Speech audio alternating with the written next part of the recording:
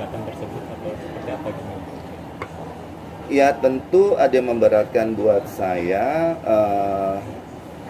Satu adalah data-data yang menurut saya tidak masuk akal karena itu semua ada di beliau.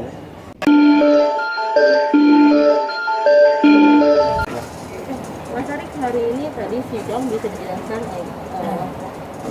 apa agendanya dan kenapa Mas Arik berhalangan hadir tadi? Ya, jadi agenda sidang hari ini adalah penyampaian hasil mediasi sebelumnya yang telah dilakukan pada hari Jumat 17 Juli 2020.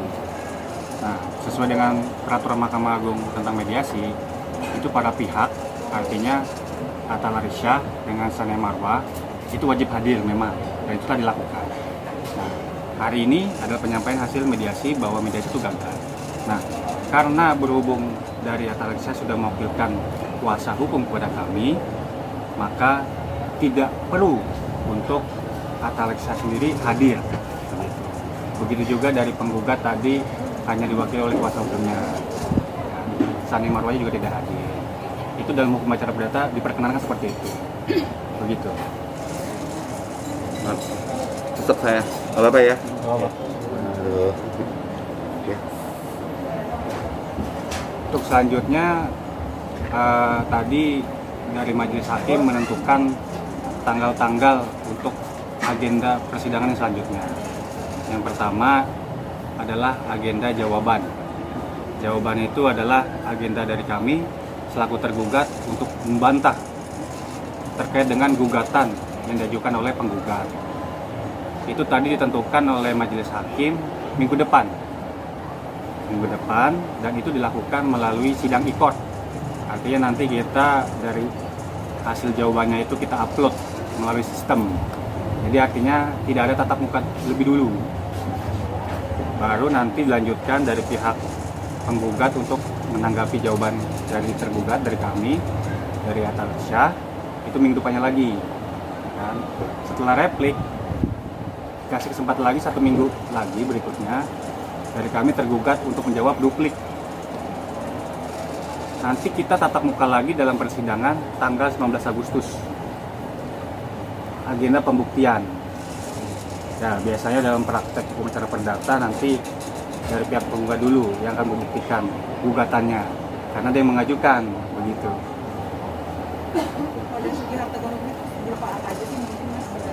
Yang dituntut apa? Bisa dijelaskan berupa apa? Katanya mencapai miliaran Iya. Ya intinya kita kumpul semua di sini. Saya dengan kuasa hukum saya dari Yara, di sana ada Pak Mirza, Pak Rishad, Pak Sanja ini membantu saya banget untuk persoalan perdata ini. Kayaknya perdata ya, saya juga banyak sekali nggak paham, tapi perlu klarifikasi soal berita yang beredar. Mungkin tidak kurang kooperatifnya saya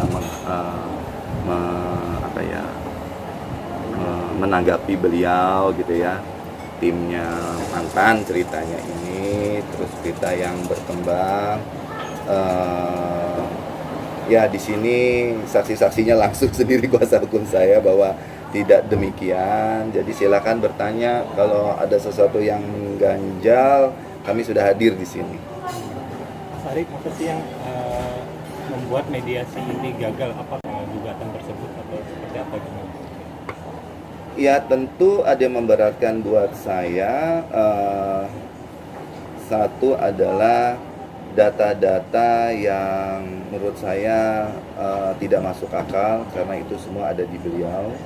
Kedua, ketidakjujurannya dari beliau, si penggugat ini adalah dia tidak mengakui adanya barang-barang yang dia pergi pertama kali meninggalkan rumah.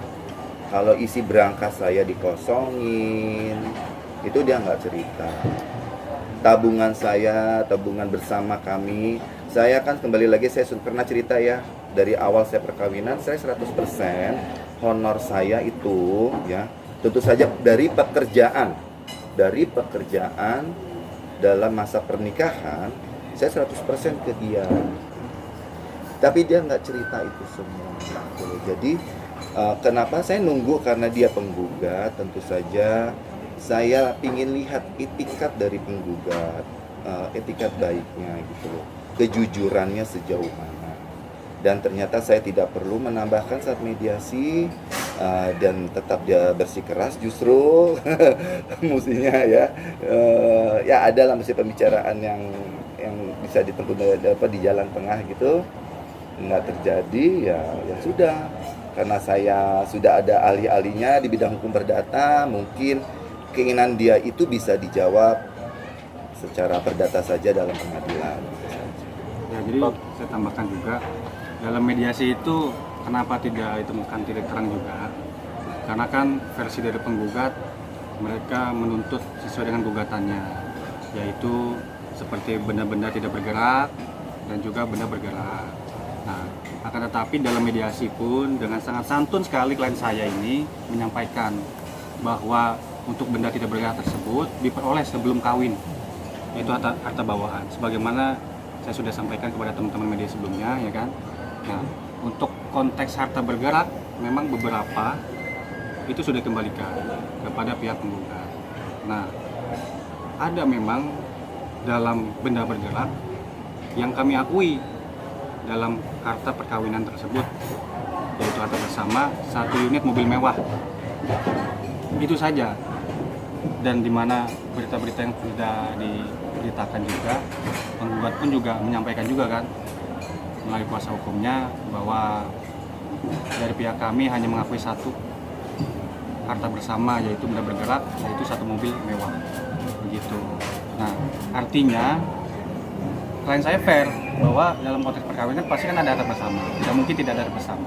Kita sampaikan bahwa 1 mobil mewah saja, tetapi dari pihak penggugat tetap bersikeras, tetap sesuai dengan gugatannya, yaitu menuntut benda tidak bergerak, lalu kemudian juga benda bergerak yang lainnya seperti tas dan sepatu, seperti itu. Sudah diterima dan sudah kami kembalikan sebelumnya. Tentunya